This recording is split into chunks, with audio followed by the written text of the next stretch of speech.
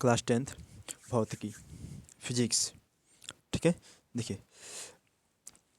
आपको यहाँ पर क्लास 10th का A to Z सब्जेक्ट मिलेगा पढ़ने के लिए। अभी फ़िलहाल फिजिक्स का जो पहला चैप्टर है वो हम लोग पढ़ेंगे। ठीक है, चलिए चैप्टर पढ़ने से पहले हम लोग जान लेंगे कि आखिर भौतिकी कहते किसे हैं। चलिए कहते हैं कि भौतिकी किसे कहते हैं। देखिए ऊर्जा तथा द्रव्य के बीच आपसी संबंध का अध्ययन आपका भौतिकी कहलाता है। ऊर्जा तथा द्रव्य के बीच आपसी संबंध जो होगा और उसका जो हम लोग अध्ययन करेंगे, जो पढ़ाई करेंगे, उसे ही भौतिकी कहते हैं।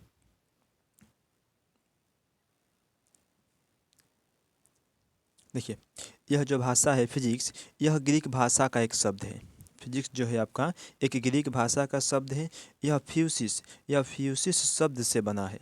जो फिजिक्स है वह फ्यूसिस शब्द से बना है। भौतिकी का जनक आइजैक न्यूटन है। जो भौतिकी का जनक है या फिर पिता कह लीजिए आपका आइजैक न्यूटन है। देखते हैं आपका चैप्टर नंबर फर्स्ट है जिसका नाम है प्रकाश का परावर्तन यानी कि रिफ्लेक्शन ऑफ लाइट। चलिए इसका फर्स्ट क्वेश्चन है कि प्रकाश क्या है या फिर प्रकाश किसे कहते हैं। देखिए कहता है कि प्रकाश वह बाहरी भौतिक कारक है जिसकी सहायता से हम वस्तुओं को देख सकते हैं। कि प्रकाश वह बाहरी भौतिक कारक है जिसकी सहायता से हम वस्तुओं को देख सकते हैं। देखिए जैसे मान लीजिए अगर रात का समय है और रात के समय में अगर बल्ब जल रहा है तो हमें वस्तु दिखाई दे रही है। ठीक है, लेकिन अगर वही बल्ब नहीं जलेगा तो हमें वस्तु दिखाई नहीं देगी या फिर कोई भी सामान कहीं का भी दिखाई नहीं देगा। यानी कि प्रकाश वह कारक है जिसकी सहायता से हम किसी भी वस्तु को देख सकते हैं। अगर प्रकाश नहीं होगा तो हम किसी भी वस्तु को नहीं देख सकते हैं। ठीक है, देखिए या फिर इसका एक और परिभाषा है। देखिए लिखे हैं कि प्रकाश एक ऊर्जा का रूप है जिसकी सहायता से हम वस्तुओं को देख सकते हैं। देखिए प्रकाश जो है एक ऊर्जा का रूप है जिसकी सहायता से हम वस्तुओं को देख सकते हैं। वही बात लिखा है यहाँ पर कि प्रकाश एक ऊर्जा का रूप है। देखिए इसके बाद चलते हैं कि निर्वात में प्रकाश के चाल 3×10⁸ मीटर प्रति सेकेंड होता है या फिर 3 लाख किलोमीटर प्रति सेकेंड होता है। ठीक है, देखिए आपका ये पूछता है हमेशा ऑब्जेक्टिव में हर साल लगभग पूछता है यह क्वेश्चन कि निर्वात में प्रकाश का चाल कितना होता है। तो आप लोग आंसर देंगे कि 3×10⁸ मीटर प्रति सेकेंड। चलिए ठीक है,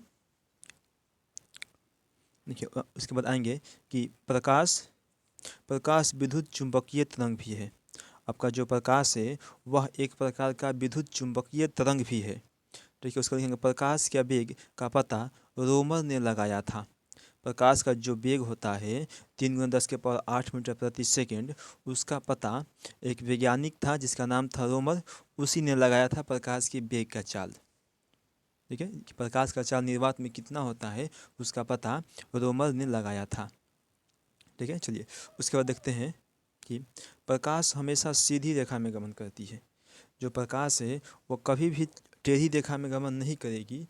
जब भी प्रकाश गमन करेगा तो सीधी रेखा में गमन करेगा। ठीक है, प्रकाश हमेशा सीधी रेखा में ही गमन करता है। चलिए उसके बाद देखेंगे यह निर्वात से होकर भी गुजरता है। कहते कि जो प्रकाश है वह आपका निर्वात से होकर भी गुजरता है। देखिए निर्वात कहने का मतलब जहाँ पर कुछ भी ना हो, यानी कि जहाँ पर हवा भी ना हो उसे क्या कहेंगे, निर्वात कहते हैं। उस जगह को निर्वात कहते हैं। इसलिए कहा जाता है कि जो प्रकाश है वह निर्वात से होकर भी गुजर सकता है। ठीक है, चलिए उसके बाद आएंगे कि प्रकाश स्रोत किसे कहते हैं। कि प्रकाश स्रोत किसे कहते हैं। देखिए कि वह वस्तु जहाँ से प्रकाश निकलती है उसे प्रकाश स्रोत कहते हैं। जैसे जलता हुआ बल्ब, जलता हुआ मोमबत्ती।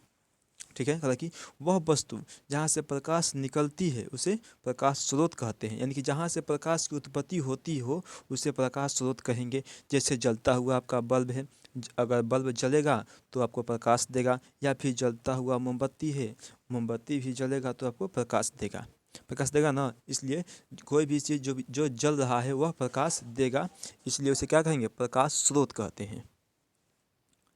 चलिए देखते हैं नेक्स्ट क्वेश्चन। अगला क्वेश्चन है आपका कि किरण किसे कहते हैं। देखिए कह रहा है कि प्रकाश के गमन पथ के दिशा को किरण कहते हैं। देखिए प्रकाश जिस दिशा में गमन करती है अगर उसका वह रास्ता है तो उसे क्या कहेंगे, उसे किरण कहेंगे। यानी कि प्रकाश के गमन पथ के दिशा को किरण कहते हैं। देखिए ये आपका प्रकाश है, सीधी रेखा में जा रही है। चलिए उसके बाद आते हैं कि प्रकाश पुंज किसे कहते हैं। कि प्रकाश पुंज या किरण पुंज किसे कहते हैं। प्रकाश पुंज कहेगा तभी या फिर किरण पुंज कहेगा तभी, दोनों का बात सेम ही है। देखिए किरणों के समूह को प्रकाश पुंज कहते हैं। देखिए किरणों के समूह को प्रकाश पुंज कहते हैं। देखिए जैसे अकेले किरण है तो इसे किरण कहेंगे, लेकिन अगर किरणों का बहुत सारा समूह हो जाएगा यानी एक से अधिक किरण तो उसे प्रकाश पुंज कहेंगे या फिर किरण पुंज कहेंगे। चलिए उसके बाद आते हैं कि प्रकाश पुंज कितने प्रकार का होता है। ठीक है, तो प्रकाश पुंज आपका 3 प्रकार का होता है। पहला समांतर प्रकाश पुंज, दूसरा का अभिसारी प्रकाश पुंज और तीसरा का अपसारी प्रकाश पुंज। ठीक है, चलिए इन तीनों के बारे में हम लोग पारी देखेंगे बारी बारी से। चलिए आपका फर्स्ट है कि समांतर प्रकाश पुंज किसे कहते हैं। देखिए जिस प्रकाश पुंज की सभी किरणें समांतर होती है उसे समांतर प्रकाश पुंज कहते हैं। कहा जाता है कि जिस प्रकाश पुंज की सभी किरणें समांतर हो यानी कि आमने सामने हो। देखिए जैसे ये एक बना है, बनाते हैं एक और बना दीजिए। यानी कि तीनों तीनों क्या है जी, सामने सामने हैं यानी कि समांतर है। ये तीनों रेखा समांतर है, उसे क्या कहेंगे, समांतर प्रकाश पुंज कहेंगे। चलिए उसके बाद हो गया आपका 2 नंबर में है कि अभिसारी प्रकाश पुंज किसे कहते हैं। देखिए कि जिस प्रकाश पुंज की सभी किरणें एक बिंदु पर मिलती है उसे अभिसारी प्रकाश पुंज कहते हैं। कहा कि जिस प्रकाश पुंज की सभी किरणें अगर एक बिंदु पर मिलेगी तो उसे अभिसारी प्रकाश पुंज कहेंगे। देखिए जैसे यहाँ पर कोई देखिए इधर से प्रकाश आई, यहाँ पर पहुँची, कोई इधर से प्रकाश आया और एक इधर से प्रकाश आया, तीनों के तीनों कहाँ मिले, किसी एक बिंदु पर मिला, इसे क्या कहेंगे, अभिसारी प्रकाश पुंज कहेंगे। यानी कि अभिसारी प्रकाश पुंज, जिस प्रकाश पुंज की सभी किरणें एक बिंदु पर मिलती है उसे अभिसारी प्रकाश पुंज कहते हैं। ठीक है, चलिए इसके आगे देखते हैं। इसके आगे है आपका कि अपसारी प्रकाश पुंज किसे कहते हैं। देखिए यहाँ पर होगा जिस प्रकाश पुंज की सभी किरणें एक बिंदु से निकलकर सभी दिशाओं में फैल जाती है उसे अपसारी प्रकाश पुंज कहते हैं। देखिए वहाँ पर एक बिंदु पर मिल रही थी लेकिन यहाँ पर एक बिंदु से निकलकर सभी दिशाओं में फैल जाती है उसे अपसारी प्रकाश पुंज कहते हैं। देखिए जैसे यहाँ पर कोई प्रकाश स्रोत है, यहाँ से देखिए यहाँ से एगो प्रकाश निकला, एक इधर प्रकाश निकला, एक इधर प्रकाश निकल गया, मान लीजिए कि एक इधर ही प्रकाश निकलेगा। ठीक है, यानी कि जिस प्रकाश पुंज की सभी किरणें एक बिंदु से निकलकर सभी दिशाओं में फैल जाएगी उसे क्या कहेंगे, समांतर अपसारी प्रकाश पुंज कहेंगे। ठीक है, चलिए उसके बाद आपका आता है आत्मदीप्त पदार्थ। ठीक है, देखिए आत्मदीप्त पदार्थ किसे कहते हैं। देखिए वह पदार्थ क्या कहेंगे, वह पदार्थ जो अपने आप प्रकाश उत्सर्जित करते हैं उसे आत्मदीप्त पदार्थ कहते हैं। जैसे सूर्य हो गया, आपका तारे हो गए या फिर आपका दीपक हो गया। देखिए सूर्य जो है अपने आप प्रकाश उत्सर्जित करता है, तारे भी अपने आप प्रकाश उत्सर्जित करते हैं, या फिर जो दीपक जलता है वह भी प्रकाश अपने आप उत्सर्जित करते हैं। ठीक है, यानी कि वे सारे पदार्थ जो अपने आप प्रकाश उत्सर्जित करेंगे उसे आत्मदीप्त पदार्थ कहते हैं। इसलिए लिखे हैं परिभाषा में कि वह पदार्थ जो अपने आप प्रकाश उत्सर्जित करता है यानी प्रकाश निकालता है उसे आत्मदीप्त पदार्थ कहते हैं। जो अपने आप से प्रकाश निकालेगा उसे आत्मदीप्त पदार्थ कहेंगे। ठीक है, चलिए उसके बाद है आपका अदीप्त पदार्थ। देखिए वह पदार्थ जो प्रकाश उत्सर्जित नहीं करते हैं लेकिन प्रकाश की उपस्थिति में दिखाई पड़ते हैं उसे आत्मदीप्त पदार्थ कहते हैं। जैसे हो गया आपका पत्थर, टेबल, बेंच इत्यादि। देखिए क्या पत्थर प्रकाश उत्सर्जित करता है, नहीं करता है। क्या टेबल प्रकाश निकालता है, नहीं निकालता है। क्या बेंच प्रकाश निकालता है, नहीं निकालता है। देखिए यानी कि ये सारे ऐसे वस्तु जो कि प्रकाश नहीं दे सकते हैं लेकिन अगर प्रकाश रहेगा तो वह दिखाई देंगे। ठीक है। यानी कि जो वस्तु प्रकाश उत्सर्जित नहीं कर सकता है लेकिन प्रकाश की उपस्थिति में दिखाई देता है उसे अदीप्त पदार्थ कहते हैं। वह पदार्थ जो प्रकाश उत्सर्जित नहीं करते हैं लेकिन प्रकाश की उपस्थिति में दिखाई पड़ते हैं उसे आत्मदीप्त पदार्थ कहते हैं। जैसे हो गया पत्थर, टेबल, बेंच इत्यादि। चलिए इस तरह देखते हैं। देखिए ये जो का प्रकाश है, प्रकाश में पानी लगभग आपका 200 मीटर गहराई तक जा सकता है। प्रकाश में अगर पानी में अगर प्रकाश की बात की जाए तो पानी में लगभग 200 मीटर की गहराई तक प्रकाश जा सकता है। 200 मीटर के बाद प्रकाश नहीं जाएगा पानी में। यहाँ पर देखिए नोट में लिखे हैं कि चंद्रमा भी अदीप्त पदार्थ है। चंद्रमा भी क्या है? अदीप्त पदार्थ, क्योंकि चंद्रमा प्रकाश उत्सर्जित नहीं करता है। देखिए क्योंकि यह प्रकाश उत्सर्जित नहीं करता है बल्कि अपने पर पड़ने वाले सूर्य के प्रकाश को परावर्तित कर देता है। हालांकि चंद्रमा जो है वह भी आपका अदीप्त पदार्थ है क्योंकि यह प्रकाश उत्सर्जित नहीं करता है बल्कि अपने पर पड़ने वाले सूर्य के प्रकाश को परावर्तित कर देता है। ठीक है, याद रखेंगे ये क्वेश्चन हमेशा ऑब्जेक्टिव में पूछे जाते हैं कि चंद्रमा कैसा पदार्थ है। चलिए उसके बाद आते हैं आपका कि प्रकाशीय माध्यम। देखिए प्रकाशीय माध्यम, देखिए वह क्षेत्र जिससे होकर प्रकाश वस्तु से निकलकर आँख तक पहुँचता है उसे प्रकाशीय माध्यम कहते हैं। जैसे आपका हवा हो गया, पानी हो गया इत्यादि। देखिए वह क्षेत्र जिससे होकर प्रकाश वस्तु से निकलकर हमारी आँख तक पहुँचता है। जैसे मान लीजिए कोई बल्ब है, ठीक है, बल्ब अगर जल रहा है तो बीच में हवा है ना, हवा है, उसके बावजूद भी वह प्रकाश हमारी आँखों तक पहुँचता है। ठीक है, तो उसे क्या कहेंगे? वह प्रकाशीय आपका एक माध्यम है। जैसे हवा आपका एक प्रकाशीय माध्यम है, पानी आपका एक प्रकाशीय माध्यम है क्योंकि इसमें प्रकाश आर पार जा सकता है। हवा में प्रकाश इधर से उधर जा सकता है, पानी में जा सकता है, इसलिए ये सब क्या है? आपका प्रकाशीय माध्यम है। तो देखते हैं माध्यम कितने प्रकार के होते हैं। देखिए आपका माध्यम की बात की जाए तो माध्यम आपका 2 प्रकार का होता है। माध्यम आपका 2 प्रकार का होता है। पहले का होता है समांगी माध्यम और दूसरा का होता है विसमांगी माध्यम। पहला हो गया आपका समांगी और दूसरा का हो गया विसमांगी माध्यम। देखिए समांगी माध्यम किसे कहते हैं उसे जानेंगे। देखिए समांगी माध्यम में प्रत्येक भाग के गुण व बनावट ये वह है आपका गुण व बनावट समान होते हैं। जैसे कांच हो गया आपका, पानी हो गया इत्यादि। यानी कि समांगी माध्यम के प्रत्येक भाग के गुण और बनावट दोनों के दोनों क्या होंगे? समान होंगे, यानी कि बराबर होंगे। ठीक है, उसे क्या कहेंगे? समांगी माध्यम कहते हैं।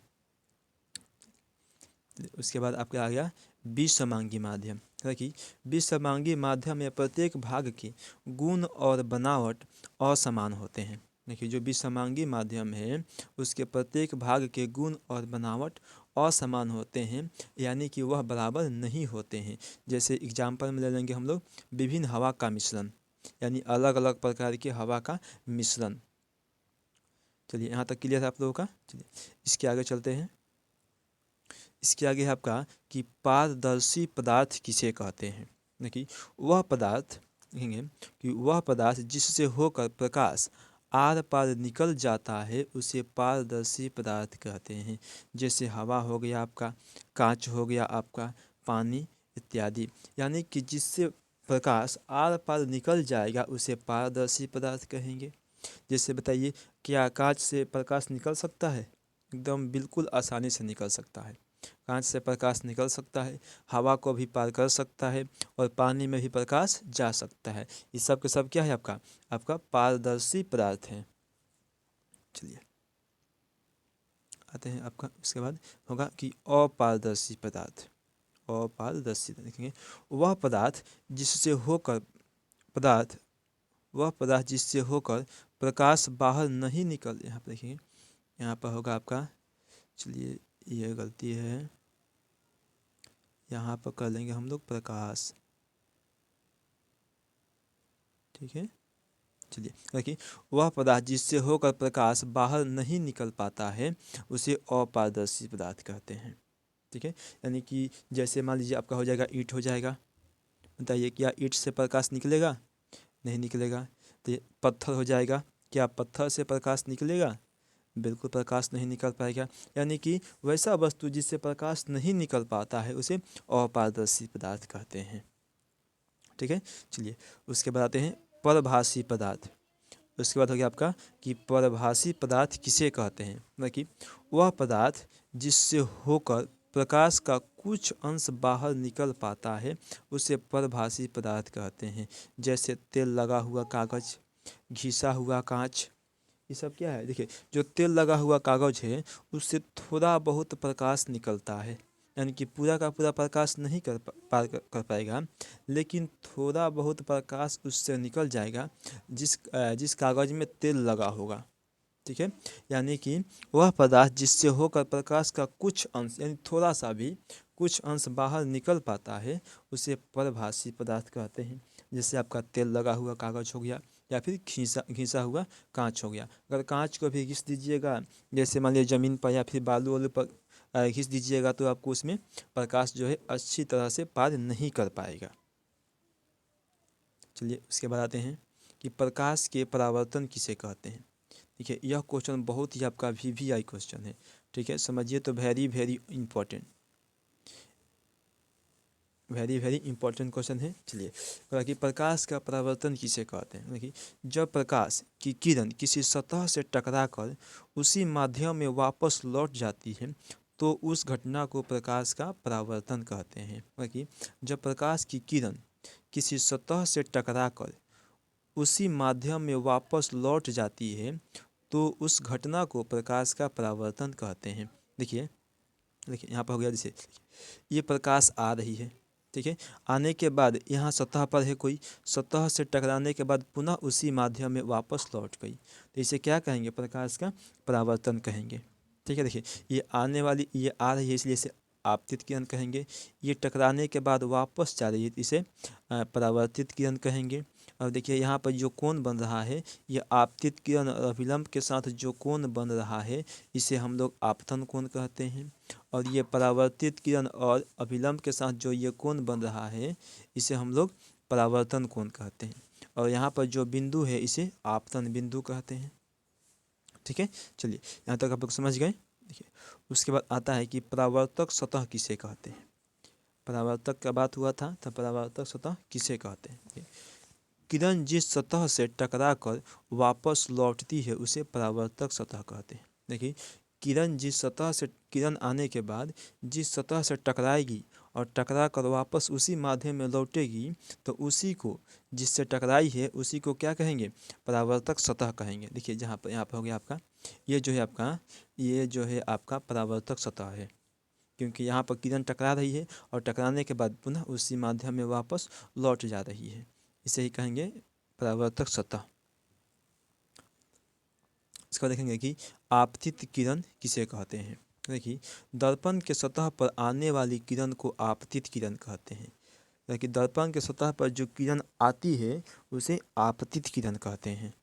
देखिए यहाँ पर ये दर्पण है आपका, ये किरण आ रही है, ठीक है, ये किरण आपका आ रही है तो इसे क्या कहेंगे? आपका आपतित किरण कहेंगे। ओके,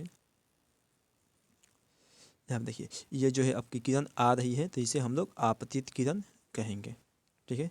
चलिए अब इस वीडियो में यहीं तक ध्यान देते हैं, इसके आगे आपको नेक्स्ट वीडियो में बताएंगे।